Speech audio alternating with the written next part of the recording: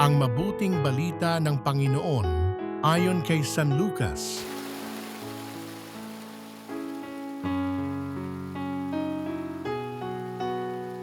Nung panahong iyon, sinabi ni Jesus sa mga Pariseo, may isang mayamang nagdaramit ng mamahalin at saganang-sagana sa pagkain araw-araw.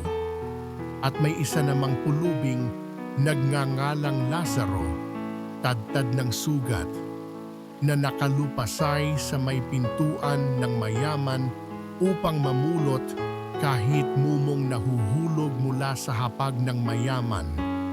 At dooy nilalapitan siya ng aso at dinidila ng kanyang mga sugat. Namatay ang pulubi at dinala ng mga anghel sa piling ni Abraham. Namatay rin ang mayaman at inilibing sa gitna ng kanyang pagdurusa sa Hades. Tumingala ang mayaman at kanyang natanaw sa malayo si Abraham, kapiling ni Lazaro, at sumigaw siya, Amang Abraham, mahabag po kayo sa akin.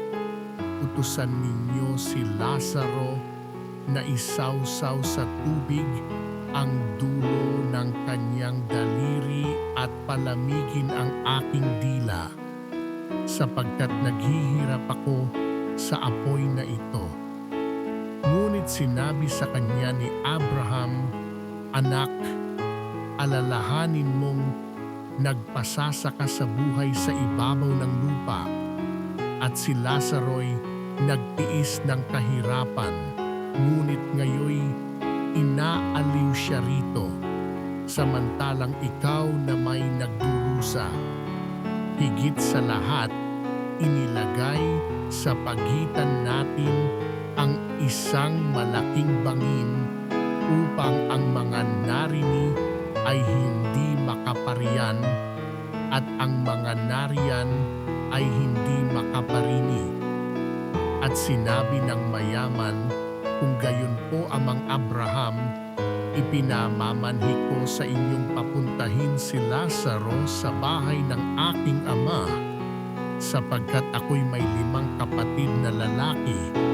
Paparoonin nga ninyo siya upang balaan sila at nang hindi sila humantong sa dakong ito ng pagdurusa. Ngunit sinabi sa kanya ni Abraham, nasa kanila ang mga sinulat ni Moises at ng mga propeta, pakinggan nila ang mga iyon. Hindi po sapat ang mga iyon, tugon niya. Ngunit kung pumunta sa kanila ang isang patay na muling nabuhay, tatalikdan nila ang kanilang mga kasalanan. Sinabi sa kanya ni Abraham, kung ayaw nilang pakinggan ang mga sinulat ni Moises at ng mga propeta, hindi rin nila paniniwalaan kahit ang isang patay na muling nabuhay.